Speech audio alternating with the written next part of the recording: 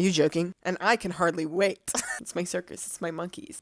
Hi, my name is Sash, and this is Shelved by Sash. In today's video, we're going to be talking about the 26 books I plan to read in 2026. My goal for next year is actually to read 45 total books, so these are the 26 books that I hope to get within the 45 books that I read next year. So earlier this year, I bought a reading journal from Archer and Olive. Look at this gorgeous thing. I am so excited to start reading next year solely for the fact that I can fill this out. And I will have a video either already up or coming in the future that will go through the spreads I've already created. In the meantime, here's a sneak peek for my 26 books in 2026. I've created a cute little bookshelf, and books I will be talking about today come from this list. My main reading goal for 2026 is to read as much of my physical TBR as possible. We'll see what I get to because I'm a chronic library book borrower, Kindle Unlimited reader, and book buyer. I'm not a chronic reader. Those are definitely two different hobbies, and I'm a savant at one of those things and not the other. So without further ado, let's get into the 26 books I plan to read in 2026. The first book I'd like to read in 2026 is Frankenstein, Mary Shelley's seminal novel of the scientist whose creation became a monster. I am really excited to read Frankenstein because, number one, my goal for next year is to read a lot more classics, and number two, I feel like it is obviously such a pivotal part of our modern day culture, and I'm actually shocked that I've never read it. I know the larger arching plot points that happen, but I have never read the story, and so I'm really excited to dive into it in 2026. The second book I'd like to read is Mistborn by Brandon Sanderson. Mistborn is the first in the Mistborn saga. What if the prophesized hero failed to defeat the Dark Lord? I'm so excited for this. I've been really craving a high fantasy read, and obviously Brandon Sanderson is one of the most famous modern authors that writes high fantasy, and I don't know, I think I've just been putting it off because I know I'll love it, and I'm scared of getting sucked into a world that has many, many books and will require some investment to dive into, but hey, no pain, no gain. The third book I'd like to read in 2026 is probably one of the smaller books on my TBR. That is Priory of the Orange Tree. And this thing is no joke. Are you joking? I think this is probably the single biggest thing I own, period, other than like my AC. Speaking of epic fantasy, I think you can't go anywhere else other than Priory of the Orange Tree by Samantha Shannon. This book and the second book in the series have been on my TBR since they came out, but once again, I think I've just been a bit intimidated by the length. Are we joking about this cover art, by the way?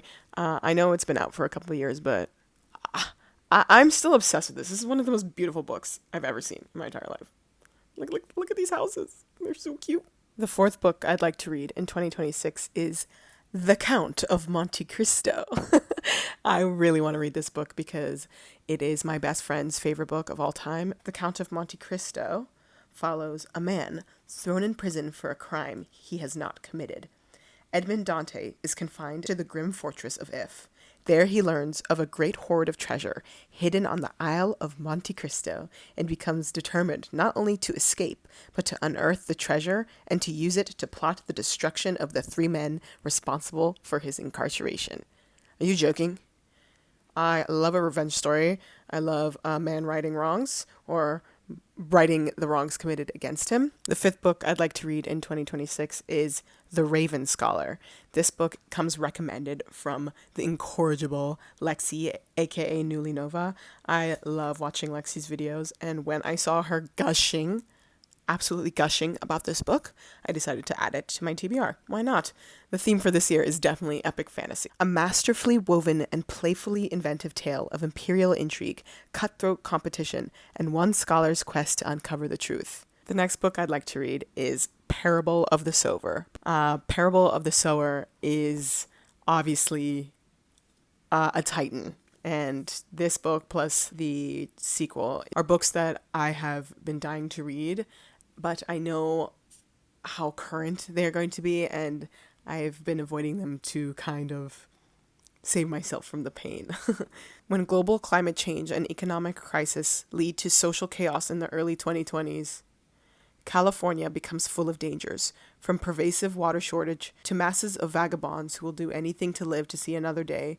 15-year-old Lauren Olamina lives inside a gated community with her preacher father, family, and neighbors, sheltered from the surrounding anarchy. In a society where any vulnerability is a risk, she suffers from hyperempathy, a debilitating sensitivity to others' emotions. Precocious and clear-eyed, Lauren must make her voice heard in order to protect her loved ones from the imminent disasters her small community stubbornly ignores. But what begins as a fight for survival soon leads to something much more, the birth of a new faith, and a startling vision of human destiny. Yeah, I'm gonna cry when I read this. The next book I'd like to read is The Cruel Prince by Holly Black. Of course, I want to be like them. They're beautiful as blades forged in some divine power. They will live forever. And Cardan is even more beautiful than the rest. I hate him more than all the others. I hate him so much that sometimes when I look at him, I can hardly breathe. And I can hardly wait. I love enemies to lovers. I love it so much, in fact, that I even have a pin. The next book I'd like to read is One Dark Window. Now, a short disclaimer before I read this book. I know I will probably not like it, but one thing to know about me is I love a hate read, almost as much as I love a love read. Elspeth needs a monster. The monster might be her. Elspeth Spindle needs more than luck to stay safe in the eerie, mist-locked kingdom of Blunder. She needs a monster. She calls him the Nightmare, an ancient mercurial spirit trapped in her head. He protects her, he keeps her secrets, but nothing comes for free, especially magic. I love books that just give fanfiction vibes because that's my home, that's my people, that's my community, it's my circus, it's my monkeys. The next book I'd like to read is The Will of the Many, and if I get to it, the sequel, The Strength of the Few. So one of my biggest toxic traits as a reader is that I kind of like fiction that is man fiction. And what I mean when I say that is I like fiction where a character is really overlooked and underestimated, and they're kind of subtly super powerful and they show everyone up.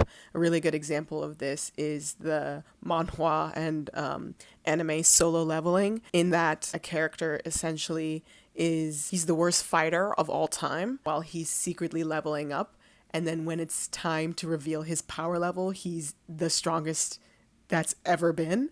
And the reveal of that and the catharsis of knowing the journey he went on to gain those powers is really, really pleasing to me. And so I'm willing to overlook cringiness, I would say, in the way that men sometimes write characters like this, because it's largely men that write male characters that exhibit these traits. But to me, it's like a little sweet treat. And his name is Viz. That's all I need to know. The next book I'd like to read is Wuthering Heights. I actually have read this book before. I read it in high school for my English lit class. I feel like I didn't really appreciate it for what it was then. I have been seeing a lot of resurgence of people reading it, specifically because of the new movie coming out soon. And so I wanted to read it as an adult. Nearly 8 years later, if that does not age me. If you don't know, Wuthering Heights is a very famous classic by Emily Bronte, and it follows this really toxic story of love between Heathcliff and Catherine in this manor called Wuthering Heights. So this book has been mislabeled as a love story, and I know it's not a love story, but I'm really excited to delve back into Gothic literature. I've been really craving those vibes, specifically in these cold, wintry times. The next book I'd like to read is kind of an outlier.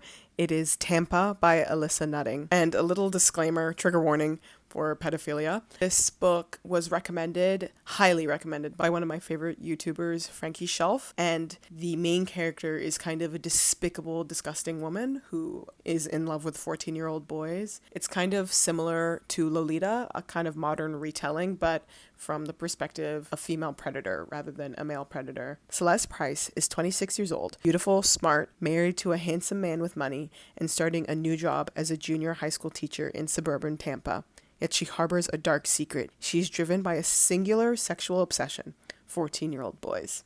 So yeah, that's kind of not at all like the previous books that I've mentioned or the future books I will mention. I kind of want to read a book outside of my comfort zone, and this one is definitely that. You can learn a lot when you read from perspectives that are vastly different than yours and about people who hold vastly different values than yours. I'm really interested in reading from kind of despicable perspectives. And in a giant 360, the next book I'd like to read is Braiding Sweetgrass. As a botanist, Robin Wall Kimmerer has been trained to ask questions of nature with the tools of science. As a member of the citizen Potawatomi Nation, she embraces the notion that plants and animals are our oldest teachers. In Braiding Sweetgrass, Kimmerer brings these lenses of knowledge together to show that the awakening of a wider ecological consciousness requires the acknowledgement and celebration of our reciprocal relationship with the rest of the world. For only when we can hear the language of other beings are we capable of understanding the generosity of the earth and learning to give our own gifts in return. Even that blurb is making me feel very, very deep emotions. I feel like part of a lot of lost culture is this acknowledgement of the connection to the land, and in this kind of capitalist hellscape we exist in, we've definitely lost that connection. And it comes recommended from another favorite YouTuber of mine, Plant-Based Bride, and her review of it actually made me cry, so I knew that this book would probably be transformative. The next book I'd like to read is The Girl with the Dragon Tattoo. Now, this is kind of a bit of a confession, but I soft DNF'd this book last year. I started reading it and I realized it's way more of an in-depth read than I was anticipating. I thought it was more of a surface level thriller, but it's clear from just the first couple of chapters that it's really an in-depth mystery. I'm really excited to work to solve that mystery. So Girl with the Dragon Tattoo is about Harriet Wagner, a scion of one of Sweden's wealthiest families, disappeared over 40 years ago. All these years later, her aged uncle continues to seek the truth. He hires Mikael Blomqvist, a crusading journalist recently trapped by a libel conviction, to investigate. He is aided by the pierced and tattooed punk prodigy Lisbeth Salander. Together, they tap into a vein of unfathomable inequity and astonishing corruption. Say that 5 times fast. Aside from the hilarious names, I think this is going to be an amazing time, and I know that because I already had an amazing time reading 5% of it. I just didn't get around to finishing it. So in 2026, I will. The next book I'd like to read is The Fifth Season by N.K. Jemisin. If you watched my review of the 35 books I've read so far in 2025, then you know that the one book I gave 5 stars to was written by N.K. Jemisin. So I'm going to read her full-length novel, the one that really catapulted her into fame, and that is this one, The Fifth Season. The next book I'd like to read is The Phantom of the Opera. I am so excited to read this book. I've heard nothing but amazing things. It's another classic on the list, so we'll see how I like it. The next book I'd like to read is Six of Crows by Leigh Bardugo. I actually read the Shadow and Bone book, and I was not impressed, but I was told that the Six of Crows duology is way better and feels like it's written by a different person, and that is what I need, because I did not like Shadow and Bone, I did not like the series, and I did not like the book. So Six of Crows is a heist fantasy novel. Are you joking? Name 3 words that are better together. Ketterdam, a bustling hub of international trade where anything can be had for the right price. A convict with a thirst for revenge. A sharpshooter who can't walk away from a wager. A runaway with a privileged past. A spy known as the Wraith. A heartrender using her magic to survive the slums. A thief with a gift for unlikely escapes. Kaz's crew are the only ones who might stand between the world and destruction if they don't kill each other first.